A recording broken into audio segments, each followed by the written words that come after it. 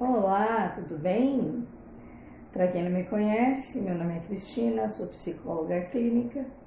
Para quem já me segue na página Psicóloga Clínica Cristina no Facebook, é um prazer estar falando com vocês novamente.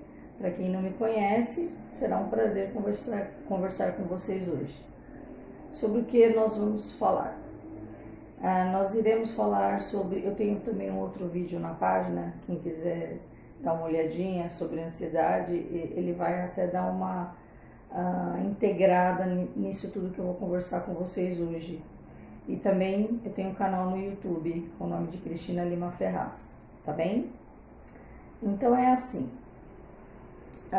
hoje eu vou falar sobre a diferença entre tristeza e depressão e os efeitos do Covid-19.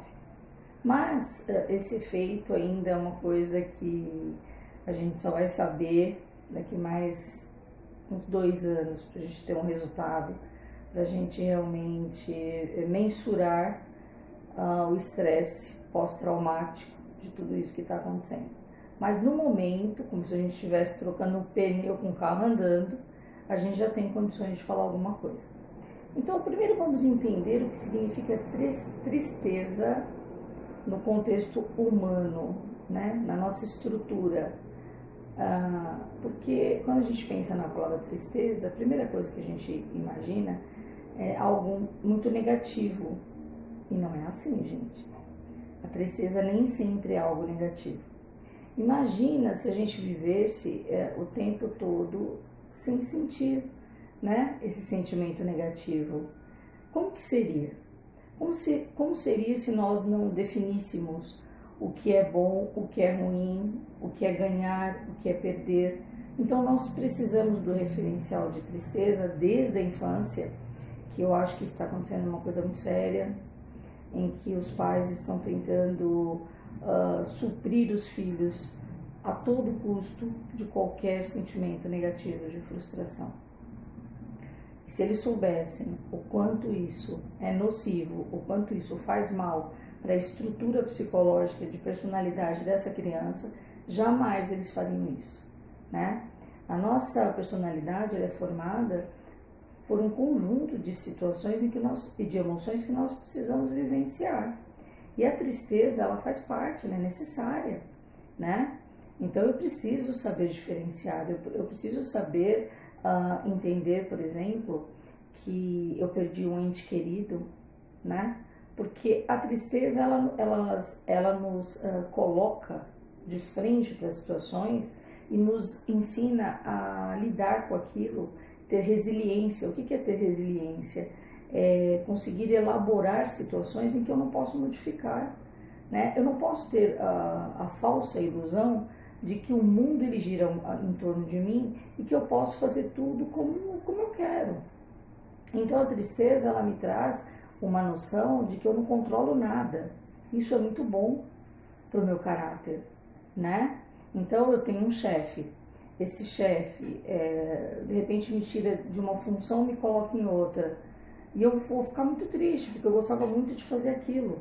Mas eu preciso aprender que o mundo não gira em torno de mim e que se de repente eu tenho que sair daquela função para fazer outra, eu tenho que procurar me adaptar. Então a tristeza, ela nos ajuda a nos adaptar e a nos sintonizar no mundo, né? Então eu gosto de sentar numa cadeira, eu sou criança, eu gosto de sentar numa cadeira na escola.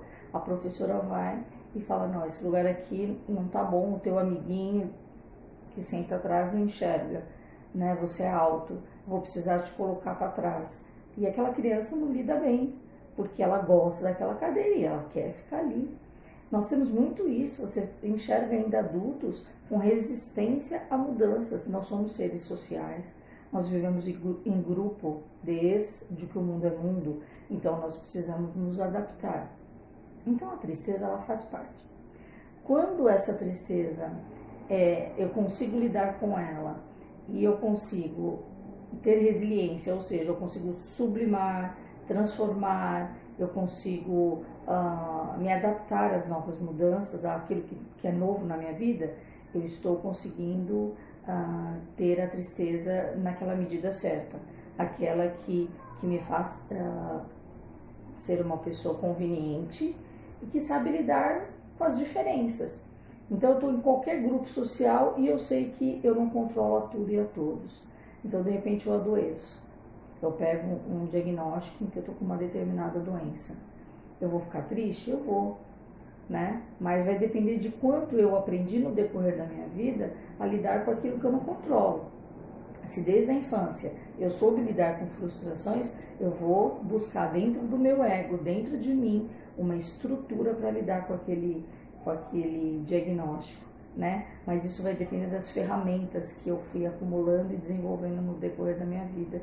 E isso depende muito de quantos nossos pais nos mostram a vida de forma real. Eu não posso colocar meu filho dentro de uma redoma e mostrar para eles um mundo que não existe, um mundo colorido em que não existe frustração.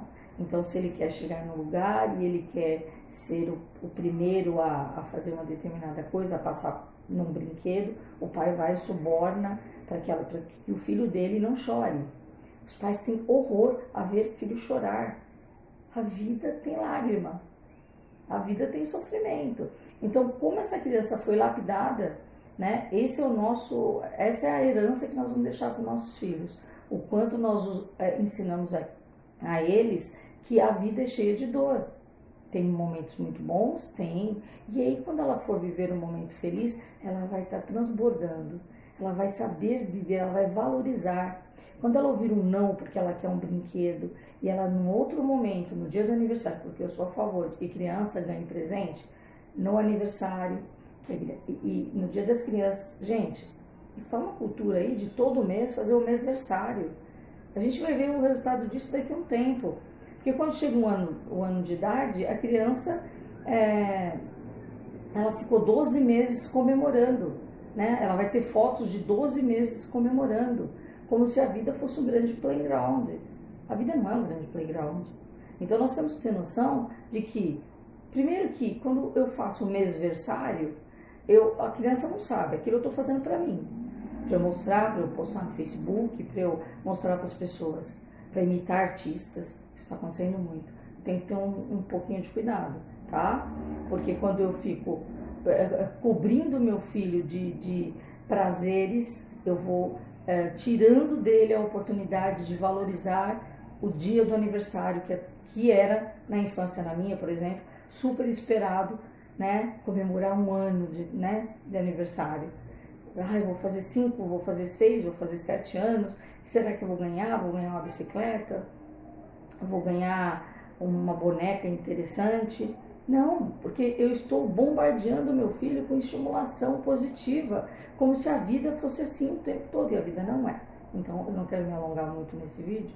Essa é a definição de tristeza como uma forma de me lapidar para ser um ser social. Aí nós passamos para a questão da depressão. A depressão é horrorosa, a depressão é muito ruim. Para Freud, a depressão ela é estrutural. Ou o ser humano é depressivo ou ele é maníaco. Muito definido para Freud. Não concordo com ele, concordo com a discípula dele, Melanie Klein, que ela acredita que nós oscilamos entre a depressão e a mania. Ou seja, eu preciso deprimir de vez em quando, eu preciso me tornar uma pessoa introspectiva para fazer um balanço do que está acontecendo na minha vida. Porque senão eu vou achar que tudo, eu não vou diferenciar as coisas. Então eu perdi um ente querido, eu perdi um namorado, eu perdi um marido, eu perdi um emprego. Isso é uma situação tranquila? Não. Isso é uma situação extremamente triste, né? Mas eu preciso fazer um balanço disso, então eu preciso dar aquela deprimida, que eu preciso me situar, né? E entender, poxa, eu perdi, e agora? Aí vem as ferramentas que a gente está conversando aí, que eu não sei se essas crianças de hoje terão suficientemente, ou se o número de suicídio vai aumentar demais entre os jovens, entendeu? Né? Ou as pessoas se cortando na adolescente, né? Se automutilando. Por quê? Porque lá quando ela era pitiquinha, ela não conseguia ouvir não, ela não conseguia lidar com frustração. Ela foi sendo criada né? Os pais vão ter um pequeno atrito, vamos afastar a criança. Ou então ficam conversando em códigos perto da criança e a criança já tem consciência de que aquela conversa, ela não está sendo uma conversa em que os dois estão se entendendo, normal, mas os pais afastam aquela criança. É quando ela chega na adolescência, em que ela começa a lidar com as próprias frustrações dela, ela começa a deprimir e ela começa a se automutilar, porque sentir a dor do corte, né, alivia a dor emocional, porque ela não consegue lidar com dor, né? Então, a depressão nesse tipo de gradação, essa gradação mais que ela é boa para a minha estrutura, para que eu possa fazer um balanço do que está acontecendo comigo.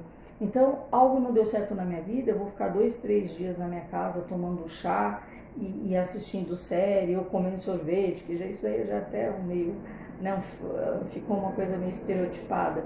Mas eu vou lá ficar vendo TV ou lendo um livro meio triste para fazer um balanço da minha vida.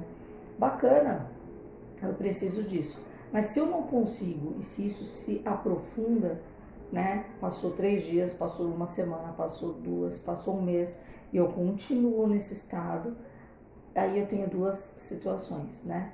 Ou isso é uma depressão leve, em que eu consigo trabalhar com um terapeuta, ou às vezes eu só preciso fazer relaxamento, meditação, me reequilibrar, que eu consigo voltar à minha normalidade, né? Eu vou lidar com aquilo, eu não vou fugir daquilo que está me trazendo um desconforto, e eu vou buscar minhas ferramentas, eu lido com aquilo bem, né? Posso até tomar um chazinho lá de erva doce, de camomila, e eu vou ficar bem. Mas se isso se aprofunda muito, aí eu preciso da ajuda de um psicólogo. Mas eu também faço aqui um alerta, né? Que aos colegas psicólogos não tenham a dificuldade, né? E nem tenham a soberba de achar que em alguns casos de depressão ele tem condição de lidar sozinho. Se essa depressão estiver se aprofundando, ele pode sugerir ao paciente, olha, é assim, eu acho que seria interessante a gente entrar aí com um ansiolítico, um antidepressivo, né? O que você acha? Negocia com o paciente, entra em contato com o psiquiatra, troca, né? Faz uma troca. Isso é o melhor dos mundos, o que infelizmente não acontece. Ou o psicólogo tenta conter muito isso daí, segurar para ele, tentar administrar o paciente, ou o psiquiatra simplesmente negligencia a terapia e acha que ele vai dar conta, e às vezes ele nem fez uma especialização ou psicanalítica ou de alguma outra abordagem, e ele vai enfiar remédio só no paciente e adormecer tudo. Então não é bem assim que as coisas funcionam. É porque às vezes as coisas elas não estão mais no campo só das emoções. A gente já começa a falar de um distúrbio que começa a ficar neurológico, em que essa pessoa precisa de um remédio, porque a química do cérebro dela precisa da medicação, né? Então nós temos aí a medicina para isso, mas tudo, se Deus quiser um dia, isso vai ser casado, né? Psicólogo e psiquiatra falando a mesma língua. Nem o psicólogo se achando tão poderoso que não precisa mandar para o psiquiatra, e nem o psiquiatra tão poderoso que não acredite que precise mandar para o psicólogo, ou manter o psicólogo, normalmente ele afasta. Aí, as coisas que eu iria comentar com vocês, né? A questão da tristeza, da depressão e os efeitos do Covid. Então, aí nós temos uma questão. Se a pessoa já tem uma estrutura que ela tem tendência à depressão, com a questão da epidemia, da pandemia, isso pode se aprofundar. Então, ela vai precisar de uma observação maior do psiquiatra para tomar remédio, para, né, estar em dia com a medicação, fazer consultas mesmo que seja por videochamada, fazer terapia por videochamada remota. Tem vários tipos de plataforma que fazem, né, terapia por via remoto. Ou ela busca isso, né, buscando essa ajuda, porque ela já tinha essa predisposição, então ela só precisa melhorar a medicação, ou ela não tinha a depressão, mas devido a toda essa insegurança com um vírus, perdendo pessoas, seja um que a gente chama de gatilho, o fator desencadeante. Então a pessoa já tinha uma predisposição à depressão e com um medo todo aí de se contaminar ou de perder alguém, e pelo fato do isolamento, de sair pouco, de não, né, das contenções sociais necessárias para o Covid, pelo amor de Deus, muito necessárias para evitar mortes, a pessoa pode ter um agravamento ou então ela acaba desenvolvendo. Mas no fundo ela já tinha uma predisposição. Como eu disse, ela não tinha as ferramentas para lidar com a crise da pandemia. Aí quem tem toque, né? Então vamos pensar aqui nos quadros, né? Quem tem o transtorno bipolar, ele vai ficar oscilando mais ainda entre a mania e a depressão. Ele vai ter momentos em que ele vai ficar extremamente depressivo e ele vai se isolar, não vai querer entrar em contato com ninguém, ou ele vai ficar mais maníaco, né? O que é ficar maníaco? Vai ficar numa euforia que não condiz com a realidade. Então ele não toma cuidado, ele não usa máscara, ele sai fazendo loucuras, ele vai em festas, ele transgride tudo porque ele está no momento maníaco. Por isso que precisa do tratamento e da observação e do monitoramento dos profissionais que ele já faz acompanhamento. Quem tem toque? Quem tem toque, que é o transtorno obsessivo compulsivo, imagina, ele já tinha mania com tudo, de deixar tudo organizado, isso vai piorar. E agora, né, os psiquiatras, principalmente lá do IPQ, estão usando também o termo SOC. O que é o SOC? É só sintoma obsessivo compulsivo, que não é o toque, que está acontecendo muito. Está desenvolvendo muito o SOC, os sintomas obsessivos compulsivos, que as pessoas começam a ficar um pouco neuróticas, o tempo todo limpando tudo, e limpa. Será que eu limpei? Não, limpei. Eu pus a mão nisso? Eu vou. Eu mesmo tenho um pouquinho de SOC. Eu pus a mão na bolsa. Meu Deus, passou. Aí vou botar a bolsa, encosto no sofá. Meu Deus, vou limpar. Normal, eu sou humana como vocês. Né? O SOC faz parte da pandemia. Tá todo mundo com um pouquinho de SOC, o sintoma obsessivo compulsivo. Mas o toque já é outra coisa. Aí precisa de um tratamento mais aprofundado.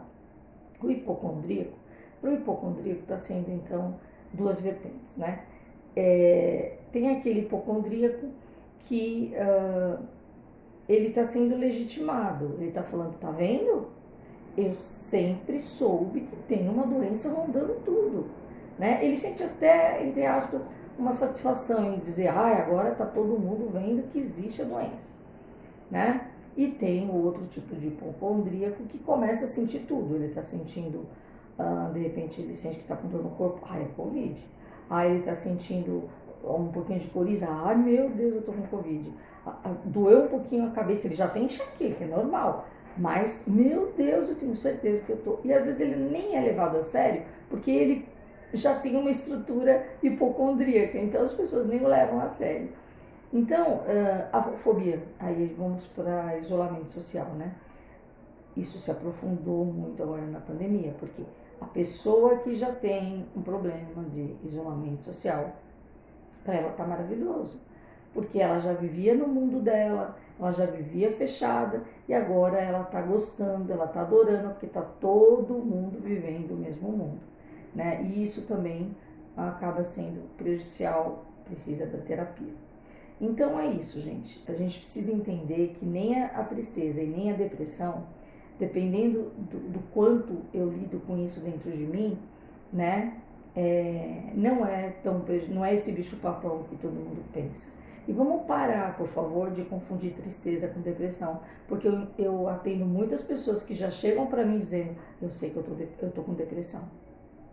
Não é assim, né? Eu estou triste. Para chegar na depressão nós temos um caminho.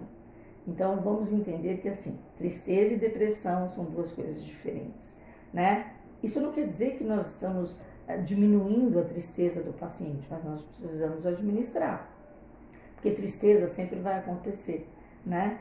E o que a tristeza tem de bom também? Quando eu consigo ter um momento feliz e alegre, eu supervalorizo aquilo, eu fico muito contente.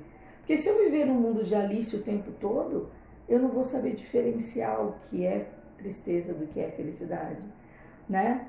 E a depressão, na medida certa, em que Melanie Klein coloca, né? Eu estou passando pela depressão, eu sou saudável, eu sou mais neurótico. Porque se eu viver maníaco e eufórico o tempo todo, Tem até uma musiquinha que eu não tô lembrando quem é que canta, acho que é do Barão Vermelho, esqueci o nome dele, do vocalista, que ele fala que rir de tudo, e é bom, mas rir de tudo é desespero, é mania, né?